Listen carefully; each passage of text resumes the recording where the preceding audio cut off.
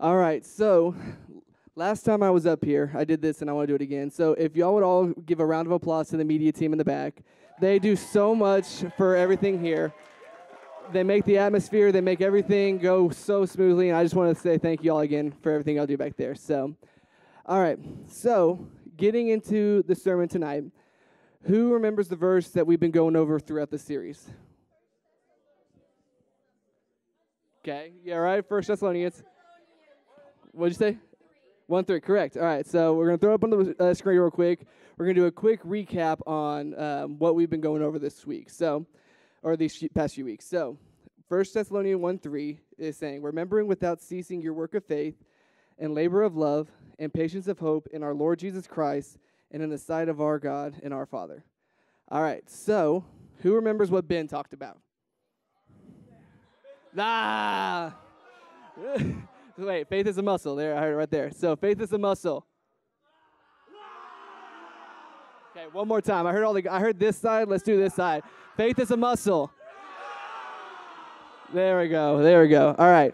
So what Ben was talking about with work of faith and faith as a muscle is that you need to be motivated. It needs to be more than just a motivation. It needs to be a commitment on you keep working it out. Keep pushing it. Do not just let it be something that you are one and done. Like if you go to the workout and it's just one and done, you work out once and you don't get a six-pack. Like you have to keep working at it, okay? Sorry to break it to y'all, but that's how it goes. All right. So do y'all remember what the challenge that Ben made for y'all? What was that? Do a scary thing, yes. Altar call of tomorrow, yes. To make sure that you don't just come up to the altar here, but also to tomorrow. All right. Who remembers what Lupe talked about? Love will hurt, yes. Love will hurt. Okay, what else? Agape love, the godly love. Suffering. You're going to have to go through this pain and emotion that is going to just be hard to hit sometimes. If you don't really feel like loving at that time, that is what it's talking about, is that labor of love. All right? Can anybody guess what I'm going to talk about tonight? Yes, hope. But what else about hope? There we go, patience of hope. So, shocker, right? So, as we are finishing up this series and we're going into 1 Thessalonians 1:3, we are finishing up with patience of hope. And so, going into patience of hope, I actually broke down patience and hope, what it means in the Greek words. So if you'll throw that next slide up, this is the Greek word for hope, and I can't really say it, I'm not going to try, but what it is talking about, it is cheerful, I've already messed it up so many times here in practice. So it is talking about cheerful enduring. You are cheerfully waiting, you are anticipating something, it's cheerful endurance, okay? So say it with me, cheerful endurance. Okay.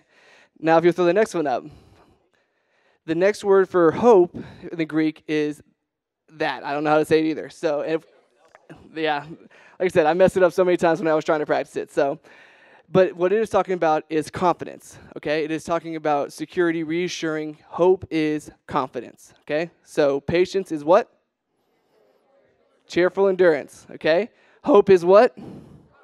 So, what that is basically saying is that patience of hope is cheerfully enduring with confidence. Now, why would I take patience of hope as a simple phrase and make it longer? Well, I want you to get the full understanding of what it is, and here's an example for it. Who here likes seeing movies? Okay, I am a huge movie person. I love watching movies, and I love it when movies come out. Like, I love it whenever a new movie's coming out, and the biggest one that I can't wait for is Star Wars Episode 8. I am a huge Star Wars fan, love Star Wars, and one of the things I'm doing is I'm not actually planning on watching any trailers because I actually, anytime I watch trailers, I get this kind of theories, and I love coming up with ideas of how the story's going to go, and I love doing that through the movie as well. And I want to kind of be in full surprise. I want to just have that cheerful waiting. I want to be fully surprised when actually the movie comes out and not have a pre-expectation of what I think it's going to be. So, another example that I have of this, and I'm going to tell you a little personal story about me. So, for those of y'all that don't know, I'm married. My wife's in the back, and so she's hiding right now, and I always have to embarrass her whenever I'm up here. So, but we started dating back in 2014, and we dated for about 2 years before I actually proposed. But before I get into that story, whenever she left, like when we first started dating, she was went to this mission trip in Costa Rica. And it was an awesome time for her. And we had just started dating, and it was like a long distance relationship at the time. I wasn't really able to like see her a lot because I was 3 hours away and I couldn't really meet up with her. So I was spending a lot of the time just talking and texting. And so when the week she was gone, I kind of knew in that moment, like, I'm going to marry this girl. I know I'm going to marry her. It is just how I know it's going to be down the road, but it's down the road. I'm not jumping to that conclusion because I knew we weren't ready for that step. So 2 years down the road, I go to Israel. Over the summer, I go with my family. And this trip is amazing. Like, if you ever have a chance to go to Israel, please go. You will understand, like, when you read the Bible, it just comes to life. Like, I don't know what it is about it, but you see the places, and it's such a great experience. And so when I'm in Israel, there's this hike that we took, and it was a huge mountain. And we got about halfway up, and our tour guide was saying, okay, for the people that really are having a hard time with just getting up to this point, we're going to have you go back down. And for the ones that really want to push yourselves, we're going to have you go the rest of the way. And so I was one of those guys that was like, oh, I'm pushing myself. I want to go higher. I want to go see the top of this place. And so as I'm going up, there's this girl that is, she was having trouble like getting up there. She was getting overheated, and she was just having this hard time. And so she was carrying her backpack, and all of a sudden I was like, hey, let me carry that for you. And I knew that God was pretty much saying that, hey, you can carry her weight in your own. And when I got up to the top, there was just this beautiful view and this huge gust that cooled me off. And it was God just saying, like, you're ready for this. Because I was already thinking about proposing to Mariah. And I just did not know when or where, but I was like, I know I'm ready for this. So I get back from Israel, and who here knows the Thanksgiving? We had it last fall. Okay. So Thanksgiving comes around, and for some of y'all that know the story, don't ruin it. I want to tell this mine because it's the best part, so. But the leading up to Thanksgiving, I was thinking, okay, I want to do it at this event because I wanted to have both of our parents there. And so I talked to Mikey about it. I'm like, hey, Mikey, like, how can I make this possible? How can I like actually have her up on stage so I can propose to her? And he's like, well, let's play a game. So at the end of the night, we play this game, and it's like the married couple game where it's like you have a question and then both of y'all answer it. Is that what it's called? Newlywed game? Newlywed game. And so we're up there on stage, and of course, since I'm proposing at the end, I have it rigged for me to go last. And so as I'm up on stage and as I'm going, the last question was, what is the biggest moment that he swept you off his feet? Okay, and so she told about a date that we had on Valentine's Day, and so really sweet, and all of a sudden, on my card, I put right now. And it was that moment of like, wait, what does he mean by right now? And you see me get up, and I start walking over, and all of a sudden, I start getting down on one knee, and go ahead and throw the picture up there. This is the picture that she had.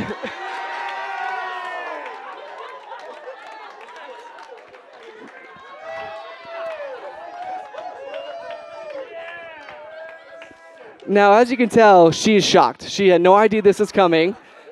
If you can't read her face, I mean, that's shock. That's the look of shock. So as she is realizing this all, she is realizing like, oh my gosh, this is really happening. Like, this is about to happen. What do I do? And she actually started backing away, and I had to like grab her to bring her back because I thought she was about to run away. So, but as she was going, and she did say yes. Obviously, now that I'm married, but she had this rule whenever like we had talked about proposal, and she had this rule that you have to do two things. One of them was you have to get down on one knee. And the reason for that was because her dad didn't get down on one knee to propose to her mom. And she was like, you've got to get down on one knee. If you don't, I'm going to say no right away. So I'm like, okay, got down on one knee. But the other condition was don't do it in front of a big group. Now, if you know Thanksgiving, there's about 200, 250 people. So I got 50-50 of it right. So I'll take what I can. So as we are going into planning the wedding out and planning all this stuff, the whole waiting process up to the wedding was getting mundane in a way. Like, I'm like, all right, I'm tired of planning. I just want to get to that day. I want to get to the wedding. I just want to just go for it. And so the day of the wedding comes. And so one of the things that I was very adamant about was I did not want to see her dress at all. I didn't want to see her in it. I didn't want to see her trying any dresses on. I didn't want to see any of that before I went into it because I wanted to have that full experience whenever I saw her for the first time walking down the aisle. Like, I wanted to be in that moment where it was just Nothing was there, and I was straight up just seeing Mariah for the first time and her being fully ready. And so, but I also wanted to do this thing before before we actually went down for the ceremony. And I wanted to get this picture of like us, and we're in the same room, and maybe I was blindfolded, or maybe we're holding hands behind a door or something. I didn't know how to do it, but Denise, she was our photographer, and she all of a sudden like found this door, and she said, okay, I've got a perfect idea. And so she places my head, go ahead and throw the picture up there. She has my head, places against the door, and places Mariah on the other side. And like I had my eyes closed, I couldn't see anything, I didn't know what was going on. But I really wanted this picture because I wanted it to be like it's the moment before. Like, I mean, we're so close. This was like maybe 20 minutes before the actual wedding. And it was that moment where I was like, man, I'm just so close, but I want to be with her now. Like you're waiting, but it's like, I want to see her now. But it was still like, okay, it's not time. We got to wait just a little bit longer. And so come down to the wedding, and we're in the ceremony.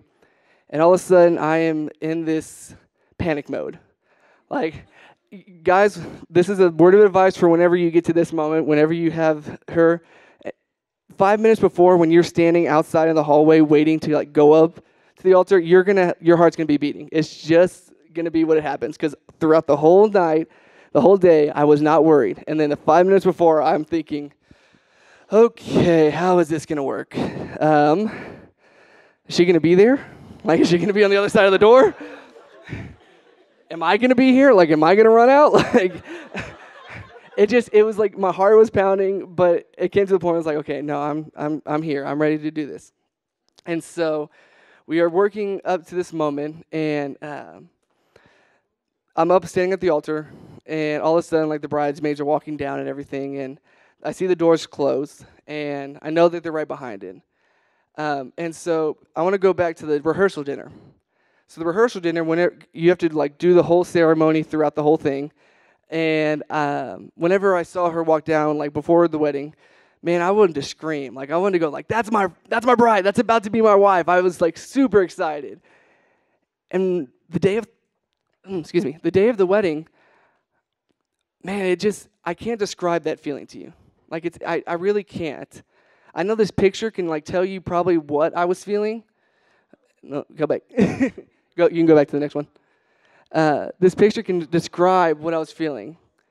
But I mean, like the emotions changed overnight. This joy, this waiting, this passion. I was so excited that I wanted to scream. And then all of a sudden, the day of the wedding, I'm in tears. Like it's a weird feeling, but it was tears of joy. It was not tears of sadness. It was tears of joy. I was so in awe of what I was about to see from her. Like it was just everything. I even messed up on my vows later on because I literally zoomed into her and Mikey was saying something. I'm like, what?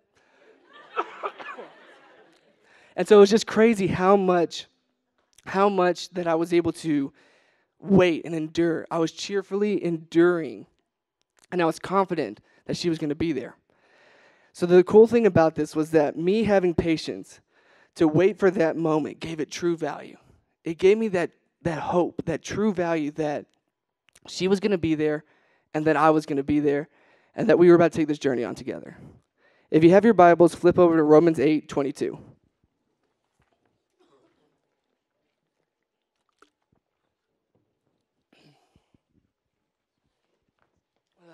So, if you have your Bibles, it's Romans 8:22, and it is talking about the future glory.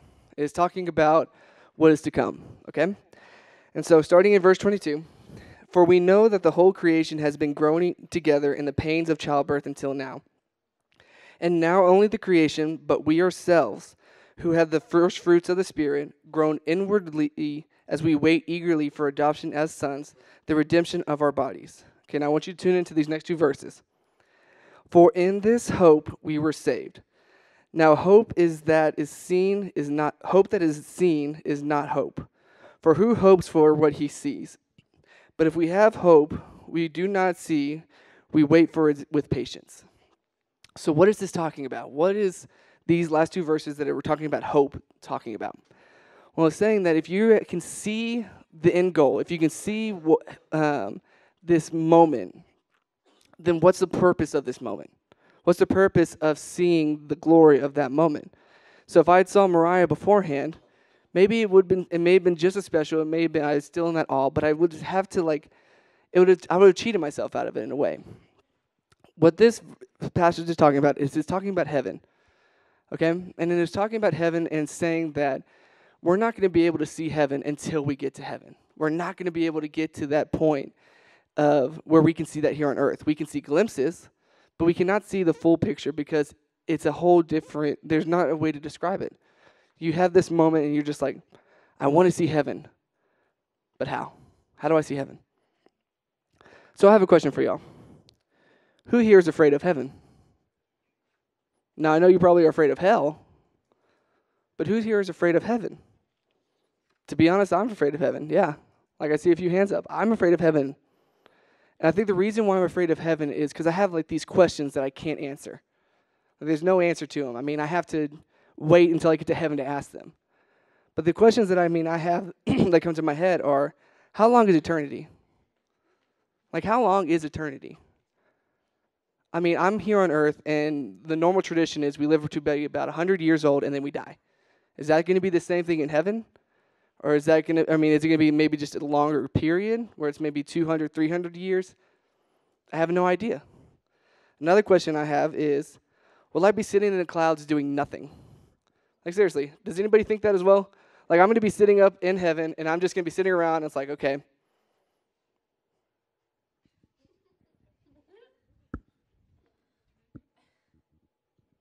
Anything for me to do? God, come on. Tell me to do something. Because we're so used to working ministry here, or we're so used to doing things here, that whenever we get to heaven, it's like, well, there's nothing to do anymore. All right, let's do whatever. What about the question of, will we just be worshiping God the whole time? We already have a hard enough time spending 20 minutes here with God. How am I going to do that in heaven when I'm just always in his presence? It's kind of a hard question for me to get my head around. And these last two that I have are ones that really, really just happen to wake me up at night. I'll be honest. It just wakes me up. But will there be another Adam and Eve situation where we have the choice to either follow God or take a bite of the apple? And then we fall again, and then the cycle repeats. Or will I get kicked out of heaven like Lucifer and the angels did? Where I'm in God's presence and I just get kicked out. I don't want to go to hell. That's the truth of it. I don't want to go to hell. I want to be in heaven because I want to have that comfort, that security that comes with heaven that we've been told about heaven. And I know we're going deep, guys. I know we're hitting probably a lot of questions that maybe you've struggled with as well. But I can tell you this, with hope. Remember what we talked about earlier? How hope is confidence? We have this reassurance in us that hope, that we have salvation in Christ. And our hope is what's going to drive us to that salvation. We have that security with hope. Hope is the only thing that is stronger than fear. So I'm going to give some examples of this. So maybe I can reel it in to where it's not just a far out concept. Who here hates tests? Okay, who here feels like they can pass a test no matter what? Okay. So the ones out there that you can, I'm proud of y'all because I can. I'm always the one that just fails tests no matter what. Now, here's a question I have for you whenever you think that you're going to do great on a test. Do you still have that fear that you're going to fail? Of course. We have that fear because it is natural, because we don't know all the answers. And we just happen to second guess ourselves whenever we're in the test. And then we fail the test. And we're like, dang it, I knew the answer. Once you get it back, dang it, I knew the answer. And I messed it up. What about whenever talking about doubt?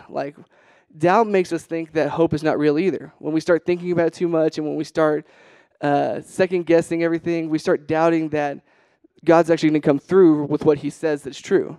So an example I have for this is, say, Ryan, if I told you to meet me at 10 o'clock and here in the morning, and you show up at maybe 10:15, 10:20, what do you think I'm going to think?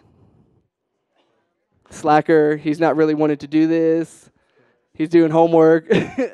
Whatever the reason, there could be a ton of reasons in between why he's not here. But I don't know that. I'm doubting that he's taking this that he's actually being responsible for this. I could think that he overslept. I could think he doesn't care about this. doubt really contradicts to what we have to really think of hope. So if you have your notes, I want you to write this down. Fear and doubt are enemies of hope. Those two things are going to attack hope with everything they got because it does not want you to be reassured that you are going to go to heaven. That fear is going to keep you from trying to get close to God because you don't want to know God. That doubt is going to make you second guess what God has told you already through the Bible, that you are saved and you are worthy.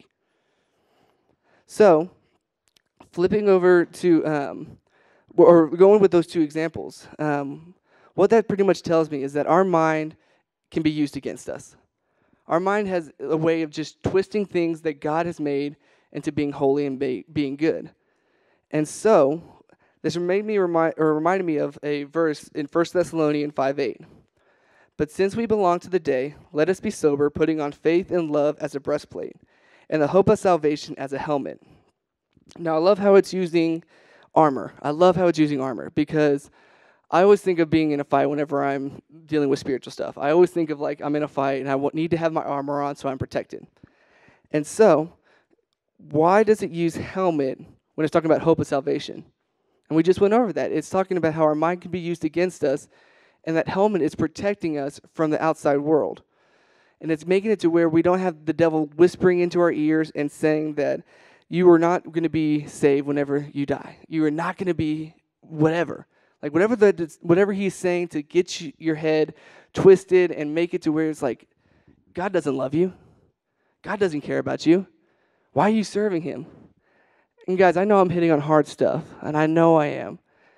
But that's one of the things that God has really placed in my heart, because right before this, fear was taking place in my heart. Like I had my whole sermon ready, and then all of a sudden, I got like an hour before this, and fear started taking over, and it started saying, you're not going to be able to talk to them. You're not going to be able to do anything. And the devil was just whispering in my ear that junk, and I was just like, oh, I want to punch you so bad because I was getting so scared. And I knew this. I knew what I was talking about, and I knew that God was going to provide, but fear still gets in that way. And it's funny how much that happens. And when we just don't have our armor on, how much God will attack you with that. So, going back to 1 Thessalonians 1:3. Okay? And it's talking about, when we talked about work of faith, labor of love, and patience of hope. Why do you think hope was last?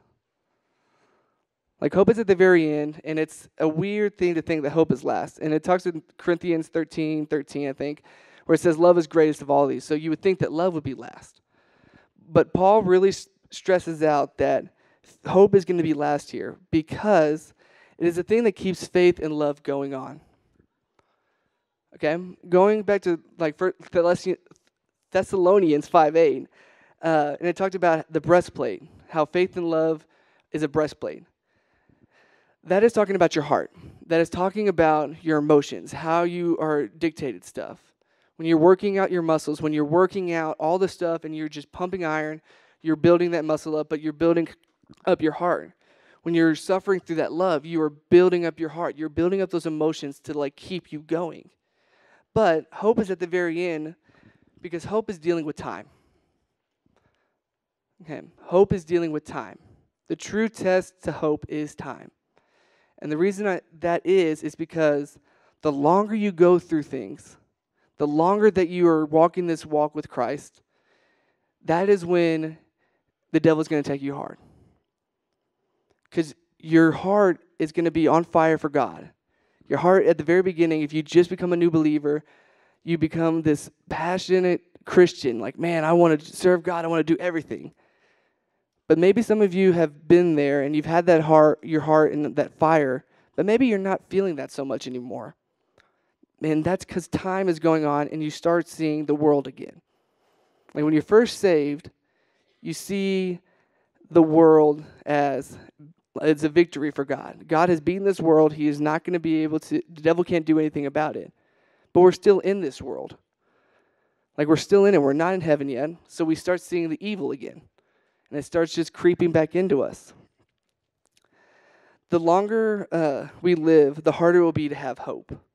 So any kind of war, whenever you think of war, you see these guys that are very, like, have been in it for about 2 to 3 years, and they are just fighting this battle over and over again, and they can't really, like, have the hope to keep going on. They don't have the fire that they did when they first started that war.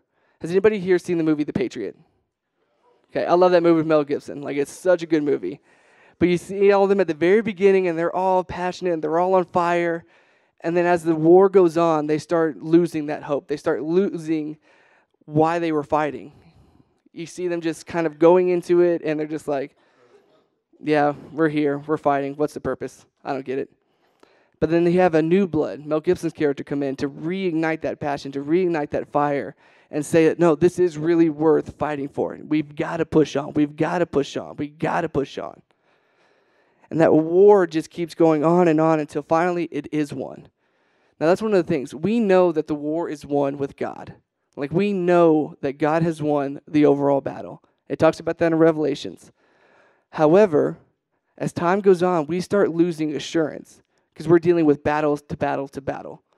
And it's very hard to, like, keep that armor on whenever you are just being beaten up all the time. You need that rest. You need that security.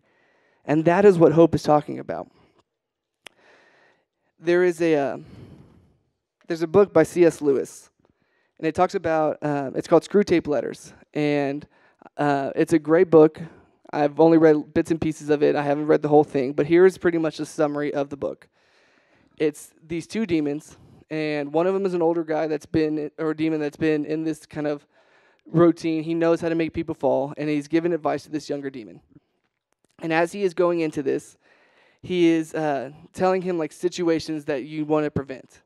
So he says, okay, you do not want them to get to this stage. You do not want them to get to this stage. So tempt them with something. Give them something to, like, pull them away from God. Maybe pull them away for giving them distractions. I don't know what I'm trying to think of, but give them distractions. And so when that doesn't work, he's like, well, what do I do now? He says, okay, well, make sure they don't get involved in the church. Make sure they don't go to Fusion. Make sure they don't go to Two Post, because there they're going to have a chance to hear God. And there they're going to be able to listen in, and they may have an experience with God. You don't want that. It's like, okay, goes and does everything again. And then he says, whatever you do not want them to get saved. And he's like, okay, I got it. But what happens when you get saved? And the demon goes, and he goes, or the younger demon's like, he's saved, all right, we might as well kill him. He's no good anymore. We just better take him out of the equation. And the older demon goes, no, give him time. Because as he gets back into this world, as he gets back into this routine, he's going to start fading away from God. And that time at the end is going to fade him away. There's a lot of hard stuff that goes on. And the one thing that always seems to come back to is, why are we waiting for this hope? Why do we keep trying to push on when we know that these battles are going to be hard? And it is because we have confidence that God is going to provide for us through our sufferings. 1 Thessalonians 1:3 is all talking about sufferings. It's all talking about the trials, the tribulations, and how you're going to work through them and get that hope. But we've got to be able to work on it more. We've got to be able to, like, say, God, I trust you with everything. I trust you with my life. I trust you with the lives of my friends. I trust you with the lives of my spouse. I trust you with the lives of my teachers, my family, whatever it is. I trust you with all this. I'm giving you my hope that this is real. And it's a hard thing to really grasp on sometimes, because hope is just one of those things where we lose it if we don't focus in on it.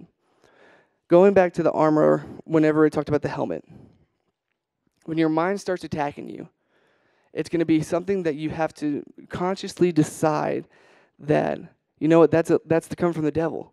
I know that's coming from the devil.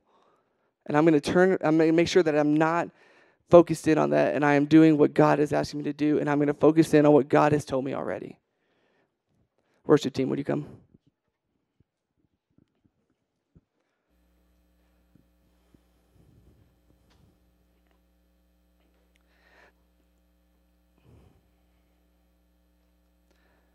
Being very personal with you guys. This is a hard battle that I've had to fight.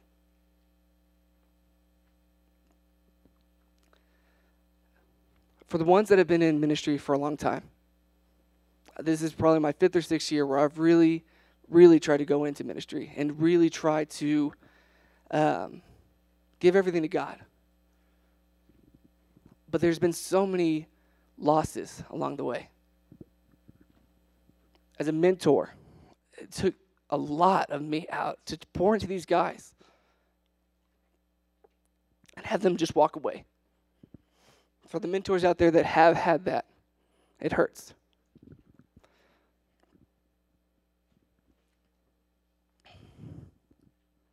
For the ones that have lost loved ones, maybe you've lost a dad, maybe you lost a parent. And it's hard to find that hope again. The biggest fear that I have is I'm going to lose my dad.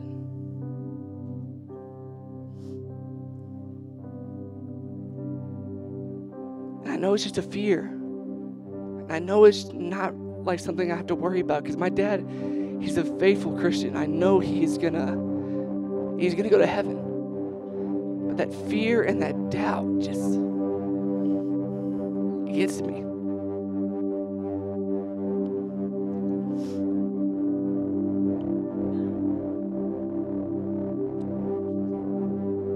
I'm terrified of one day making a call from the police. And maybe Mariah is gone.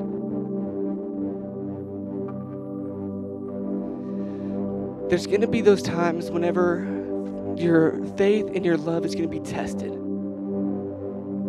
going to be the time whenever God is going to test you and you're going to have to figure out, God, what is the purpose behind this? Why is this happening?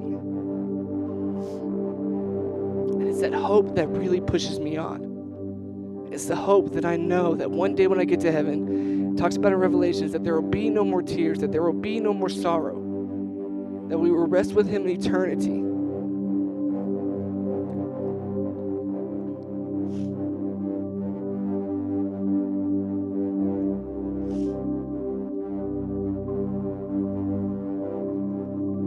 So there's 3 things I want to talk about with you tonight. There's 3 things that I want to give you all an opportunity to do. The first one is that maybe you aren't saved. Maybe that you've been hearing about this God, you've been hearing about this, and you don't know what it really is, and you want to experience God for the first time, and you want to have him come into your life. I want everybody to close their eyes around here, and I want to open up this opportunity for if you want Christ to come into your life, if you want to know him and you want to have a relationship with him, I would like you to stand and come and meet me up here. I want to pray over you. It's a very simple prayer to ask God into your life.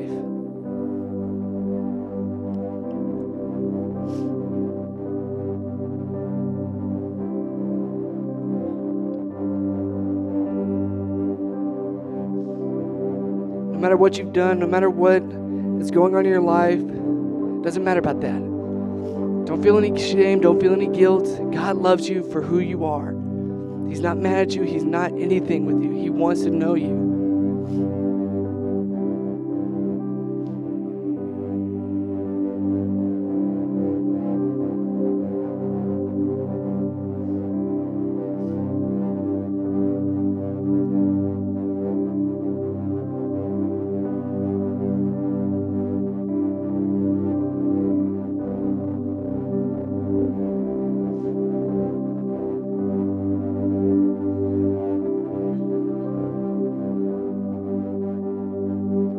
Second thing I want to talk about, give you the opportunity to really think about,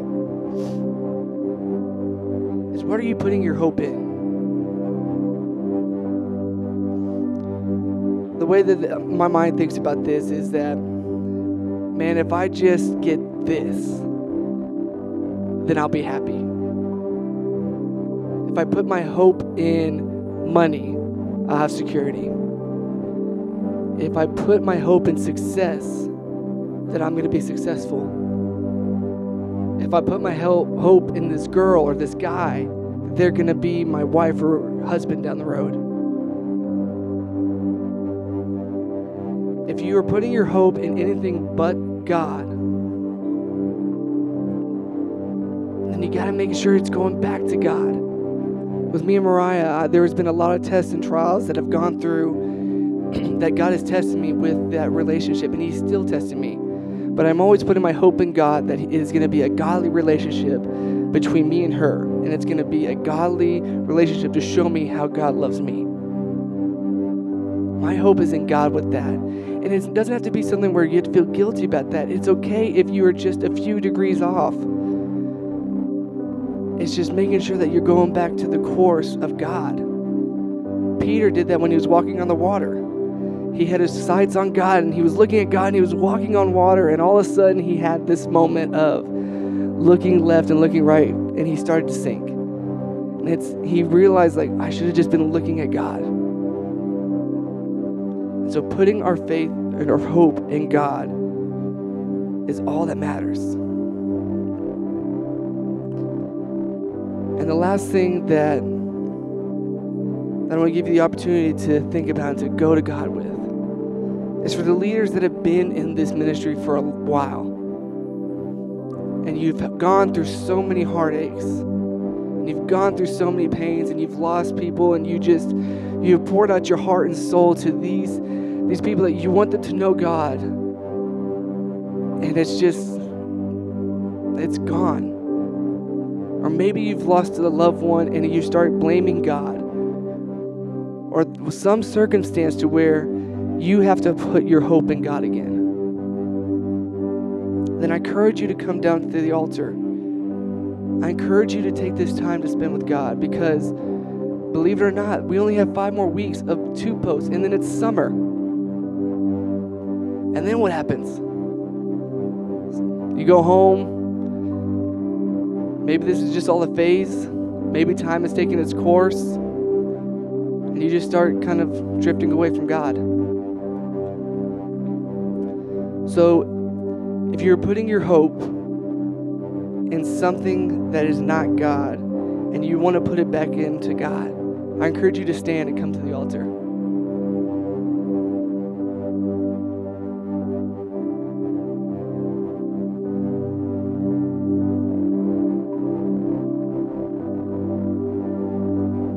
And then if you are tired and weary and are just wanting to feel that fire again from God, then I encourage you to come down to the altar as well.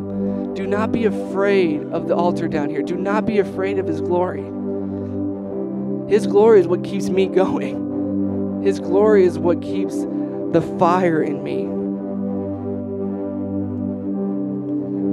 As we sing this song, I encourage you to take this time to just fall in love again. Have this hope that the patience of waiting for Him, just like I waited for Mariah for that moment, He is waiting for you to come to Him. You are His bride. And He's just waiting for that moment to where you will just open the doors and He can see you completely. But you've got to open that door for Him. He's not going to come into that door. He's not going to come and bust it down. He's going to wait for you to open it up and come to Him.